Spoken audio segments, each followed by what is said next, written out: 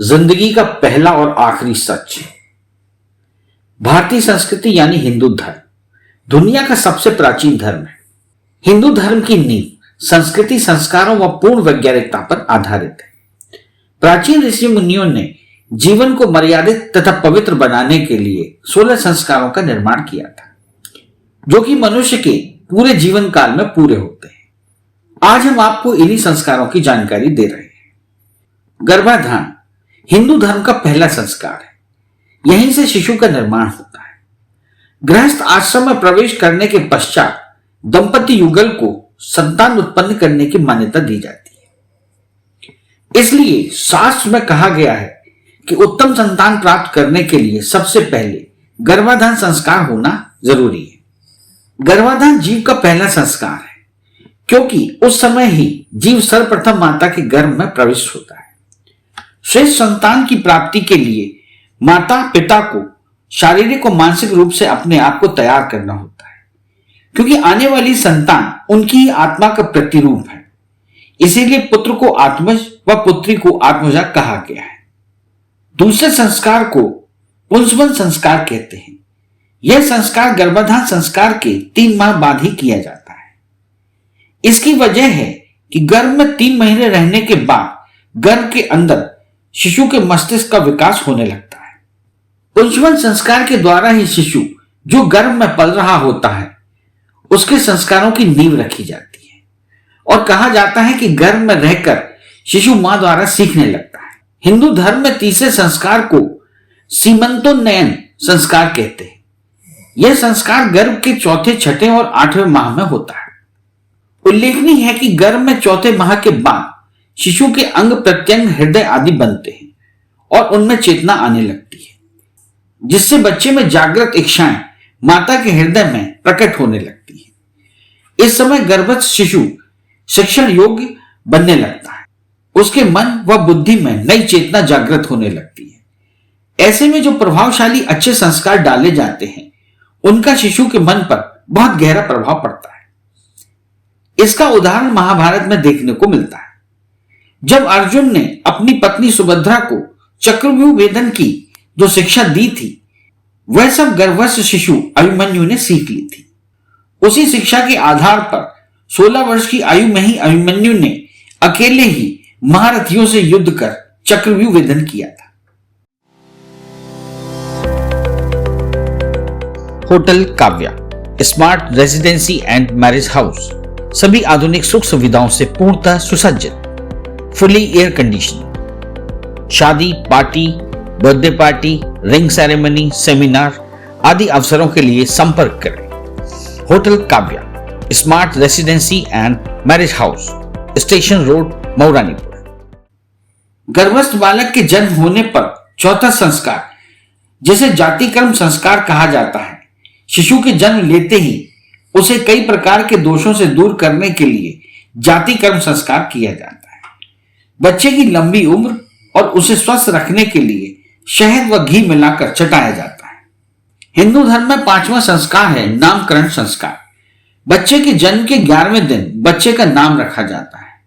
बच्चे के नाम रखने के संस्कार को ही नामकरण संस्कार कहते हैं। हमेशा बच्चे का नाम ऐसा रखना चाहिए जो ज्योतिष शास्त्री के अनुसार अच्छा हो। बच्चे के जन्म के चौथे महीने में निष्क्रमण संस्कार किया जाता है।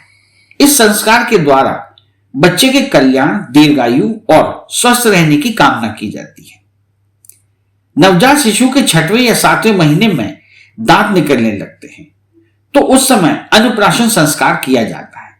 इस संस्कार में बच्चे को अन्न खिलाने की शुरुआत होती है। जब बच्चे का पहली बार मुंडन किया जाता है तो उस प्रक्रिया को चूड़ाक्रम संस्कार कहा जाता है। बच्चे का मुंडन होने से उसकी बुद्धि तेज होती है और शिशु को स्वास्थ्य लाभ मिलता है। जब शिशु बड़ा हो जाता है तो इसका विद्यारंभ संस्कार किया जाता है। इस संस्कार से बच्चा अपनी विद्या आरंभ करता है। इसके साथ साथ माता पिता और गुरुओं को भी अपना दायित्व निभाने का अवसर मिलता है। कर्णभेद संस्कार का आधार वैज्ञानिक है। बालक का शरीर की व्याधि से रक्षा करना इस संस्कार का मुख्य उद्देश्य होता है। कान हमारे शरीर का मुख्य अंग होते हैं। कर्ण भेद से इसकी व्याधि कम हो जाती है और श्रवण शक्ति मजबूत होती है। यज्ञोपवीत यानी उपनयन संस्कार में जनेऊ पहनाया जाता है। मुंडन और पवित्र जल में स्नान भी इस संस्कार के अंग होते हैं। यज्ञोपवीत सूत से बना वह पवित्र धागा है जिसे व्यक्ति बाएं कंधे के ऊपर और दाएं भुजा के नीचे पहनता है। वेदारंभ संस्कार ज्ञान अर्जन से संबंधित है। शास्त्रों में ज्ञान को सर्वोपरि माना गया है। प्राचीन काल में यह संस्कार मनुष्य के जीवन में विशेष महत्व रखता था। यज्ञोपवीत के बाद बालक को वेदा का अध्ययन एवं विशिष्ट ज्ञान से परिचित होने के लिए योग्य आचार्यों के पास भेजा जाता था। Education with moral values, the only institution with all latest facilities, computer lab, science lab, experienced teachers, the best education institute in the area. दुग्रामोदय international college, Jhansi road, Maurani. केशांत संस्कार के अंतर्गत बालक के सभी केशों को हटा दिया जाता है।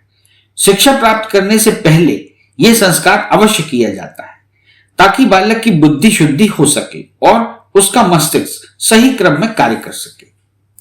समावर्तन संस्कार शिक्षा की समाप्ति पर किया जाता था। समावर्तन के समय ब्रह्मचारी गुरु को यथाशक्ति गुरु दक्षिणा देते थे तथा घर जाने की अनुमति लेते थे।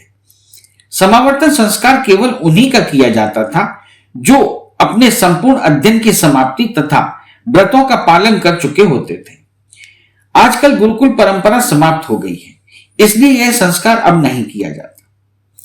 हिंदू संस्कृति में स्त्री व पुरुष दोनों के लिए विवाह संस्कार बहुत महत्वपूर्ण है। विवाह के बाद ही व्यक्ति जीवन के विस्तृत क्षेत्र में प्रवेश करता है। गृहस्थ जीवन का वास्तविक प्रारंभ यहीं से माना जाता है। वेदाध्ययन के बाद जब युवक में सामाजिक परंपरा निर्वाह करने की क्षमता व परिपक्वता आ जाती थी तो उसे गृहस्थ जीवन में प्रवेश कराया जाता था। लगभग 25 वर्ष तक ब्रह्मचर्य का व्रत पालन करने के बाद युवक परिणय सूत्र में बंधता था। अंत्येष्टि मनुष्य का अंतिम संस्कार होता है जो उसकी मृत्यु के बाद किया जाता है। इसमें मृत व्यक्ति के पार्थिव शरीर का दाह संस्कार किया जाता है। शव दाह के बाद शोक की अवधि 13 दिन की होती है। पिंडदान, श्राद्ध कर्म और ब्राह्मण भोजन के बाद मृतक का परिवार शुद्ध माना जाता है। अंत्येष्टि क्रिया से संबंधित ये नियम पूर्व में भी थे और आज भी हैं। अंत्येष्टि संस्कार होने से व्यक्ति अपने उक्त संस्कारों के द्वारा परलोक में विभिन्न परिस्थितियों में विजय प्राप्त कर सकता है। इस चैनल को लाइक और सब्सक्राइब करना ना भूलें। देखते रहिए बंजारा बीट्स।